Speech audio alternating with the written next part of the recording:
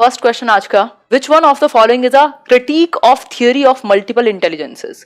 मतलब इनमें से कौन सी एक आलोचना है गार्डनर के बहुबुद्धि सिद्धांत की। ठीक है, क्रिटिक मतलब आलोचना है किसकी, आलोचना मतलब कुछ एक नेगेटिव पॉइंट इस थियोरी के बारे में माना जाएगा किसको, मल्टीपल इंटेलिजेंसेस यानी 8 प्रकार की बुद्धि को हम कंसीडर कर रहे हैं। पहला ऑप्शन है multiple intelligence are only the talents present in intelligence as a whole.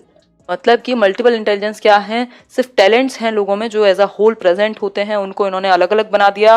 Sound नहीं आ रहा, कौन है ये महान व्यक्ति? ग्रेट प्रिया। फिर है बी ऑप्शन। बी ऑप्शन कहता है multiple intelligence provides students to discover their propensities. भाई जो बच्चे हैं उनका रुझान किस तरफ है, इस चीज में हेल्प करता है मल्टीपल इंटेलिजेंस उनको जानने में।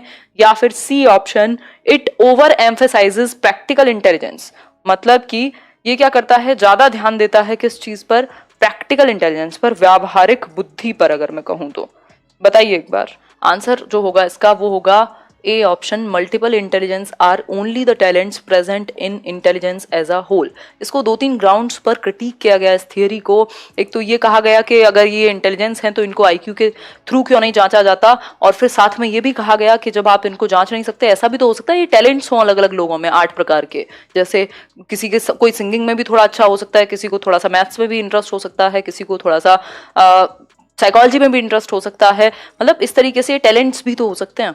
तो इस तरीके से इसको क्रिटिसाइज किया गया इस एक ग्राउंड पर। दूसरा ग्राउंड ये था कि इसके जो एम्पेरिकल एविडेंसेस हैं वो मिल नहीं पाए बहुत ज्यादा, लेकिन बिल्कुल ही नहीं मिल पाए ये कहना गलत होगा। इसलिए अगर ए नहीं होता तो हम डी पर जाते। ठीक, कि इसको प्रॉपर तरीके से आप कैसे प्रूव करेंगे, तो वो एक छोटी सी बात हुई। ठीक, तो ऐसा कुछ नहीं है कि रुझान ढूंढ पाए या प्रैक्टिकल इंटेलिजेंस पे इन्होंने बात की हो। इनको 8 बुद्धि ना मान करके लोगों ने कहा कि टैलेंट्स भी तो हो सकते हैं अलग अलग, जरूरी नहीं है कि मल्टीपल इंटेलिजेंसेस इस तरीके की हो। क्वेश्चन नंबर 2 है, which one of the following pair is least likely to be a correct match.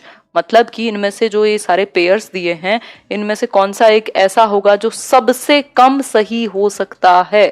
मतलब least likely to be a correct match, सबसे कम सही आप किसको कहेंगे, बताएं एक बार। पहला ऑप्शन है, children enter in Chomsky the world with certain knowledge about language. Chomsky कहते हैं कि कुछ एक आइडिया होता है उनको लैंग्वेज का। या फिर लैंग्वेज एंड वाइगोस्की कहते हैं language and thought are initially 2 different activities. देखो ये थोड़ा सा, ये जो लाइन है ये नीचे आनी चाहिए थी, तो इसको यहां से कनेक्ट करके पढ़ लेना। ठीक है, language and thought are initially 2 different activities, बात तो सही है, वाइगोस्की ने कहा है ऐसा। Language is contingent on thought, मतलब थॉट पर निर्भर है। या फिर language is a stimuli in environment. किसको आप लीस्ट सही मानेंगे, सबसे कम सही किसको कहेंगे आप? देखो बी कई लोग ऑप्शन में लगा रहे हैं, बी कैसे हो सकता है? वाइगोस्की तो कहते ही हैं कि इनिशियली शुरुआत के 1.5-2 साल तक क्या है, थॉट अलग है और लैंग्वेज अलग है, फिर बाद में जाकर के मर्ज होते हैं दोनों। ठीक, तो ये पैरेलल चलते हैं, ये बात तो सही है। और पूछा है गलत क्या है। ठीक, चॉम्स्की भी जो कह रहे हैं यहाँ बात ठीक है, एक जनरेटिव ग्रामर है आपके ब्रेन में जो आपको मदद करती है रूल्स को जनरेट करने में। लैंग्वेज इज कॉन्टिंजेंट, ये भी बात सही है। स्टिमुलाई बात वाली जो बात है वो गड़बड़ है यहाँ। वो कहते हैं रीइंफोर्समेंट के थ्रू, इमिटेशन के थ्रू आप सीख सकते हैं, अगर हम बात करें लैंग्वेज की बीएफ स्किनर को लेकर के। तो आंसर जो है वो डी सही हो जाएगा। फिर है question number 3, features assigned due to social roles and not due to biological endowment are called. मतलब सामाजिक भूमिकाओं के कारण आपने कुछ भूमिकाएं बना दी, कुछ जिम्मेदारियां आपने सौंप दी, ना कि जैविक भूमिकाओं के आधार पर। ठीक है, हिंदी के ट्रांसलेशन को तो माफ ही करके चलिएगा, बस समझने के लिए रखिएगा। जेंडर रोल एटीट्यूड्स कहेंगे, जेंडर रोल स्ट्रेन कहेंगे, जेंडर रोल स्टीरियोटाइप कहेंगे, या जेंडर रोल डायग्नोस्टिसिटी कहेंगे? आंसर कीजिए थोड़ा सा। सी ऑप्शन, मतलब जेंडर रोल स्टीरियोटाइप, एग्जैक्टली। जब आपने समाज के आधार पर यानी कि सोशल रोल्स के आधार पर कि महिलाएं जो है घर का काम करेंगी, पुरुष बाहर जाकर के काम करेंगे, ये क्या है, समाज ने भूमिकाएं बनाई थी, उनको ही आपने अपना लिया, ना कि बायोलॉजिकल एंडोमेंट्स के हिसाब से। ठीक है, बायोलॉजिकल एंडोमेंट क्या है कि जो आपकी फीमेल है वो मतलब बच्चे को जन्म देंगे। ये क्या है, एक बायोलॉजिकल एंडोमेंट है, इसमें परिवर्तन नहीं कर सकते आप, तो ये तो नॉर्मल है, ये तो नेचर से ही वैसा है, ठीक। लेकिन आप ये कहें कि झाड़ू जो है वो पुरुष नहीं लगा सकता, तो ये क्या हुआ, ये आपने सोशल भूमिकाओं में बांध दिया। दैट मीन्स इसी को हम जेंडर रोल स्टीरियोटाइपिंग कहते हैं, ठीक है बात। All of the following promote assessment as learning except, मतलब ये सभी जो है असेसमेंट एज लर्निंग को प्रमोट करते हैं, किसी एक बात को छोड़ के। एक्सेप्ट का मतलब नॉट ही मान लिया करो, लीस्ट ही मान लिया करो, और आंसर कीजिए एक बार। अच्छा, बहुत बढ़िया उषा जी। पहला ऑप्शन है telling students to take internal feedback. आप कहें भी देखो, बताओ एक बार आपको कहाँ समस्या आई है। या फिर generating a safe environment for students to take chances, एक सेफ एनवायरनमेंट बनाया जाए जहां बच्चे कुछ चांस ले सकें, कुछ अपने मन का इनिशिएट कर सकें। या फिर tell students to reflect on the topic taught, उनको कहें कि एक बार प्रकाश डाल के देखो, रिफ्लेक्ट करके देखो जो पढ़ाया है वो किस हद तक समझ आया और कहाँ समस्या है। या फिर D option, testing students as frequently as possible, जितना ज्यादा हो सके आप बच्चों को टेस्ट करें, चेक करें उनको। बताइए एक बार क्या होगा इसका सही आंसर, आंसर कीजिए फटाफट से लाइक और शेयर करने के बाद। डी होगा इसका आंसर। देखो, लगातार बार बार हर बार आप सिर्फ टेस्ट करते रहें, ये नहीं होगा इसका मेन मुद्दा, ठीक है। मतलब फ्रीक्वेंटली क्या करना, टेस्ट करना बच्चे को, ये मेन मुद्दा नहीं है कि हर टाइम आप टेस्ट करें, ये असेसमेंट एज लर्निंग नहीं है। असेसमेंट एज लर्निंग है जब बच्चों को मौका मिले खुद के लिए फीडबैक लेने का, वो देख पाए, वो सेल्फ असेस कर पाए कि उसमें कमी कहाँ है, वो कैसे सीखता है। तो बाकी ये तीनों चीजें ठीक हैं, ये इंटरनल फीडबैक वो ले पाए, बता पाए बच्चा कि भाई मुझे यहाँ समस्या है, ऐसे ऐसे है। सेफ एनवायरनमेंट हो जहां वो खुद से इनिशिएट कर सके, और अपने जो भी पढ़ाया गया उस चीज पर वो रिफ्लेक्ट करके देखे स्वयं से। मतलब बच्चा एक्टिव है, ड्यूरिंग प्रोसेस है, जब आप लर्निंग के दौरान क्या कर रहे हैं, असेस कर रहे हैं बच्चे को। Which of the following will be most appropriate to maximize learning, इनमें से कौन सी एक चीज अप्रोप्रिएट या मोस्ट अप्रोप्रिएट होगी लर्निंग को मैक्सिमाइज करने के लिए, यानी लर्निंग आपकी ज्यादा से ज्यादा हो, इस चीज के लिए कौन सी एक बात सबसे बेहतर होगी। मोस्ट, देखो इसको ध्यान से पढ़ लिया करो, मोस्ट, लीस्ट, नॉट, एक्सेप्ट, इनको पढ़ करके नंबर बचाए जा सकते हैं पेपर में। पहला ऑप्शन है teacher should identify her cognitive style as well as of her students cognitive style. जो टीचर है वो आइडेंटिफाई करे अपने कॉग्निटिव स्टाइल को, उनका संज्ञानात्मक स्तर किस तरीके का है, वो किस तरीके से चीजों को सिखा सकती हैं ज्यादा बेहतर, और बच्चों के कॉग्निटिव स्टाइल को कि वो कैसे सीखते हैं। फिर है individual difference in student should be smoothened by pairing similar students. जो इंडिविजुअल डिफरेंसेस हैं उनको आप स्मूथ बना दो, एक जैसा कर दो, मतलब खत्म करने की बात हो रही है इंडिविजुअल डिफरेंसेस को। या फिर C option, teacher should focus only one learning style to bring optimum result. सिर्फ एक ही प्रकार के बच्चों पर, मतलब सिर्फ विजुअल पर ही फोकस करे, जो देख करके सीखते हैं उनको चार्ट से ही सिखाता रहे, बाकी बच्चों पर फोकस ना करे। या फिर D option, students of similar cultural background should be kept in the same class to avoid difference in opinion. मतलब कि जो सिमिलर कल्चरल बैकग्राउंड के बच्चे हैं उनको आप अवॉइड करें कि वो किसी बात पर अपना फीडबैक दे पाए। तो मैक्सिमाइज कैसे कर लेते हैं लर्निंग को, आप कैसे कर सकते हैं मैक्सिमाइज लर्निंग को, तो इन चारों ऑप्शंस को देखते हुए एक ही भला ऑप्शन है यहाँ जिसको हम ए ऑप्शन कह सकते हैं। Teacher should identify her cognitive style as well as of her students cognitive style. भाई वो कैसे सिखाना ज्यादा बेहतर सिखा सकती हैं और बच्चे कैसे ज्यादा बेहतर सीख सकते हैं, उनका क्या स्टाइल है। बाकी के ऑप्शन क्यों नहीं होंगे, इनको एक एक करके पढ़ लेते हैं। Individual difference in student should be smoothened. आपका काम जो है वो बच्चों को, एक जैसे बच्चों को एक साथ रख के इंडिविजुअल डिफरेंसेस खत्म करना नहीं होता। फिर है teacher should focus on only one learning style. सिर्फ एक लर्निंग स्टाइल पर अगर आप फोकस करोगे तो ऐसा भी बच्चा होगा जिसको करके ज्यादा अच्छे से समझ में आता होगा, जिसको सुन के ज्यादा अच्छे से समझ में आता होगा, जिसको देख के ज्यादा अच्छे से समझ में आता होगा। यानी कि सिर्फ आप एक पर फोकस नहीं कर सकते, लर्निंग स्टाइल्स को आपको मर्ज करना होता है या फिर नीड के अकॉर्डिंग यूज करना होता है। डी ऑप्शन है students of similar cultural background should be kept in the same class to avoid difference in opinion. मतलब कल्चरल बैकग्राउंड, मतलब जो एक जैसी संस्कृति के बच्चे हैं या एक स्टेट के बच्चे हैं उनको आपने एक क्लास में रख लिया, बाकी बच्चों को आपने एक में रख लिया, कि ओपिनियन अलग अलग नहीं होनी चाहिए। इसका मतलब आप इंडिविजुअल डिफरेंसेस को खत्म कराने की बात कर रहे हैं, तो डी ऑप्शन यहाँ सिंपली गलत है। An inclusive school reflects on all the following questions except. एक इंक्लूसिव स्कूल एक समावेशी स्कूल जहां हर तरीके के बच्चे को इंक्लूड किया जाना चाहिए, 5 नंबर का टॉपिक है सीटेट में, बदलता नहीं है कभी, पूछा जाएगा आपसे। बताइए एक बार। पहला ऑप्शन है do we believe that all students can learn, do we work in teams to plan and deliver learning enabling environment, do we properly segregate special children from normal to provide better care, या फिर do we adopt strategies catering for the diverse needs of students। थोड़ा question ध्यान से पढ़ा होगा तभी ठीक होगा, नहीं तो इसमें गलतियां बहुत होने वाली हैं, बहुत होने वाली हैं। क्या होगा इसमें answer? An inclusive school reflects on all the following questions except, जो एक समावेशी स्कूल है वो सभी चीजों पर रिफ्लेक्ट करेगा, किसी एक चीज को छोड़ करके, यानी समावेशी स्कूल के बारे में कोई एक बात गलत है। देखते हैं। ऑल स्टूडेंट्स कैन लर्न, ये माना जाता है। Do we work in teams to plan, ठीक है। Do we properly segregate, segregation is against the law of nature. मैंने जब भी जितनी भी बार आपको इंक्लूसिव एजुकेशन डिस्कस किया होगा, एक वर्ड कहा होगा सेग्रीगेशन, सेपरेशन, अलगाव, अलग थलग करना। सेग्रीगेशन और इंक्लूजन दो डिफरेंट वर्ड्स हैं। मतलब इंक्लूजन का मतलब है इंक्लूड करना, सेग्रीगेशन का मतलब है अलग थलग कर दो, इनको स्पेशल स्कूल में ही पढ़ा दो ना, अलग रखो इन्हें, ठीक। तो सेग्रीगेशन हम कभी नहीं करते इंक्लूसिव क्लासरूम में, हम सबको, सभी के लिए शिक्षा की बात होती है इंक्लूसिव क्लासरूम में। गिफ्टेड स्टूडेंट्स आर, यानी कि प्रतिभाशाली छात्र हैं, क्या हैं? देखिए एक बार। कन्वर्जेंट थिंकर होंगे, डाइवर्जेंट थिंकर होंगे, एक्सट्रोवर्ट होंगे, या बहुत डिफिकल्ट वर्किंग होंगे, मतलब पता नहीं पहाड़ तोड़ रहे होंगे। बताइए Kumar Pradeep ji. Divergent thinker, exactly.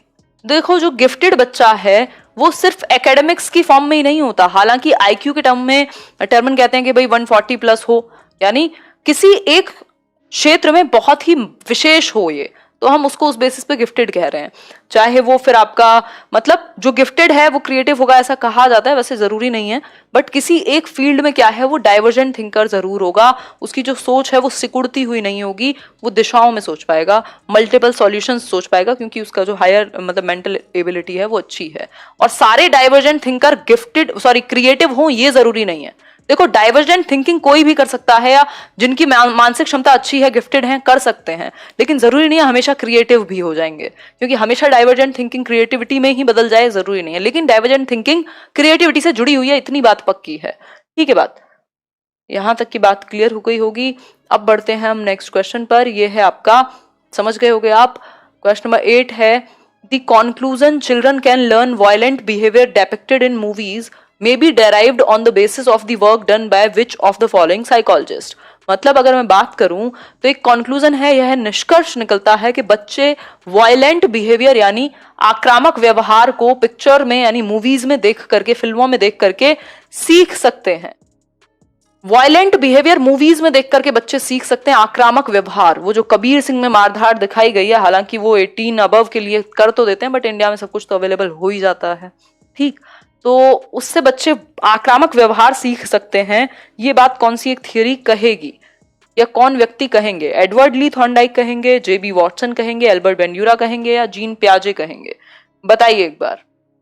ठीक है, बेंड्यूरा कहेंगे, एग्जैक्टली बेंड्यूरा कहेंगे, जो कि यहाँ ऑप्शन में दिख नहीं रहे हैं, सी ऑप्शन, ठीक, एल्बर्ट बेंड्यूरा। एल्बर्ट बेंड्यूरा कहते हैं इनका ऑब्जर्वेशनल लर्निंग है कि बच्चा जो ऑब्जर्व करता है, जो वो देखता है उसको इमिटेट कर सकता है, मतलब इनको अनुकरण का सिद्धांत भी या सामाजिक अधिगम सिद्धांत भी कहा जाता है।